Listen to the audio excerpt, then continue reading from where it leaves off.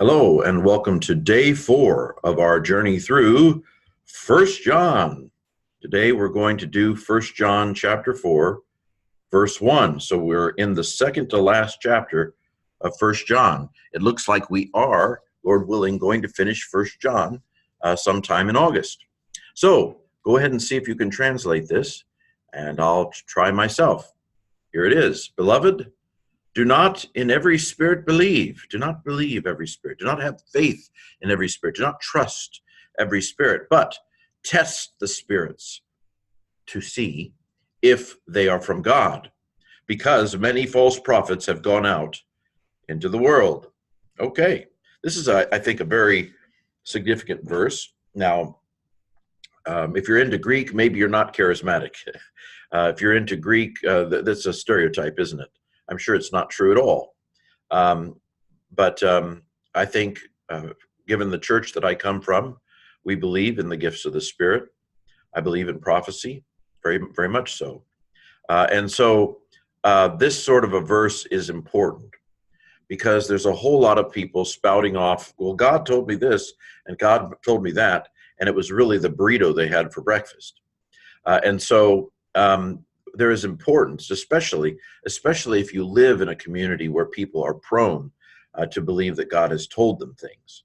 It's very important to have a culture of testing the spirits, because although the New Testament is very open to spiritual gifts, and there's nothing at all in the New Testament that suggests spiritual gifts have quit. I mean, to use 1 Corinthians 13, whether it be prophecies, they will cease. I mean, to use that as an indication that prophecy has ceased is very eisegetical. I mean, that's just not at all what the passage is talking about. That passage is talking about individual prophecies coming to an end and so forth. It's not talking about the institution of prophecy. And even if it were talking about the institution of prophecy, it's talking about, it would be talking about the eschaton rather than when the New Testament was written. I mean, that's completely foreign. They didn't even know they were writing a New Testament. Paul didn't know he was writing a New Testament. But anyway, it becomes very important in an age when we believe the Holy Spirit speaks to people, if you believe that, then it's important to test the spirits. Because just to be frank, there are going to be an awful lot of people who believe God has said something to them who are just flat wrong. And most people are going to know they're wrong if they have discernment.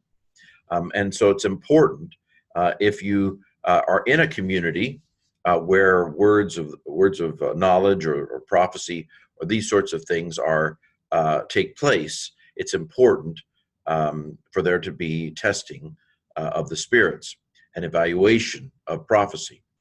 Many false prophets have gone out into the world. This suggests that by the time John is writing, there's already the cult principle. There's already the division principle. And I've said elsewhere that I think First John is addressing a Gnostic split, where Gnostics have split off from John's community. And so perhaps he has the Gnostics in view here, early Gnostics, proto-Gnostics, whatever you want to call them, Docetists. Okay, well, there's a little bit of commentary. And now to break down the translation. Beloved, do not believe every spirit. A couple of grammatical features here, but maybe I should wait for the next slide. But test the spirits to see if they are from God. Let me go ahead and say that you might have said to see if it is from God, but a neuter plural subject can take its verb in the singular. That's a rule. So test the spirits. This is a neuter plural subject.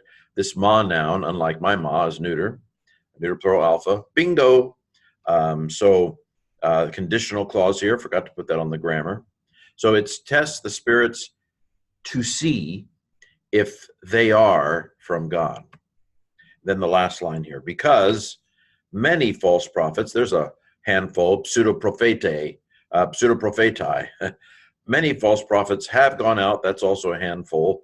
XLA Luthasin into the world. Okay. Any questions about this? Well, I'll post it on YouTube or Patreon. Now to go into the grammar a little bit more detailed. Agapetoi, what case is this word in? The comma is a hint. It is vocative, beloved ones.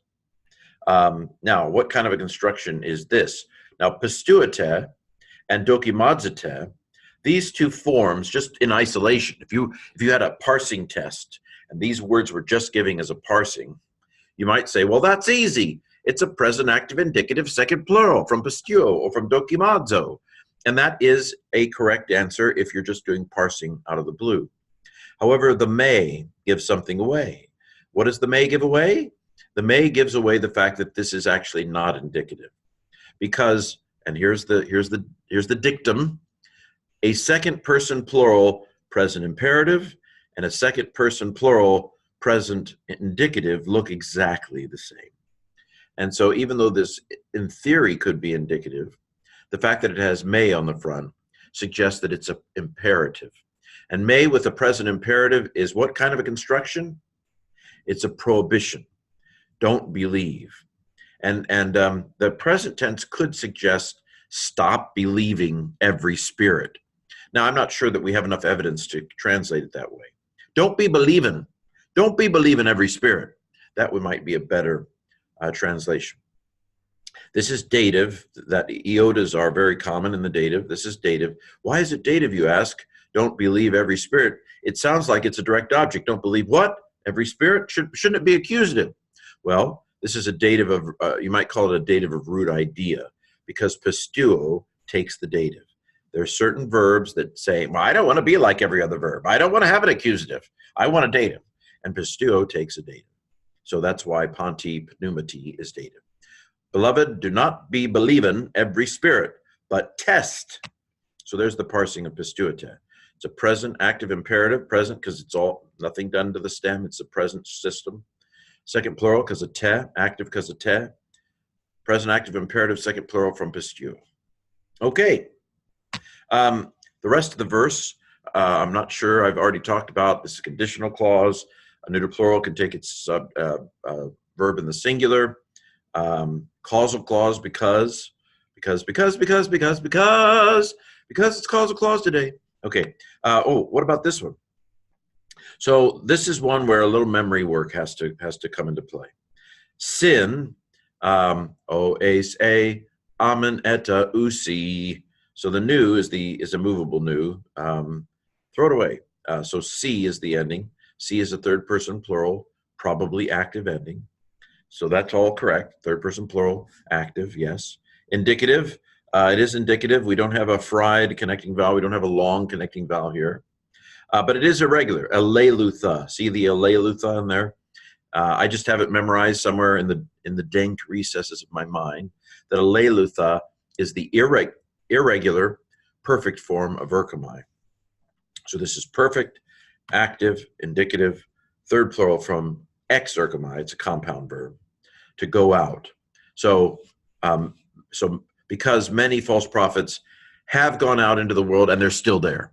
That's the perfect sense. They went, completed, and it's remained. They're still there. Okay. Can you pronounce it now? Go ahead and see if you can pronounce up to the comma. Here's my pronunciation. Agapetoi me panti pneumati pisteuete. Allah dokimadzete ta pneumata. E ek tu theu estin. Hoti paloi pseudoprophetai ex eleuthesin ace tone cosmon. Let me see if I can do it even faster at kind of a normal conversational level. Agapetoi me panti pneumati pisteuete. Allah dokimadzete ta pneumata. E ek tu theu estin. Hoti paloi pseudoprophetai ex eleuthesin ace tone cosmon. Well, I got it up to the last clause. Let me try the last clause again. I'm going to fail. Hoti paloi pseudoprophetai ex eleuthesin ace tone cosmon. Well, not much better, but a little better. Well, this has been 1 John 4:1 in the Greek.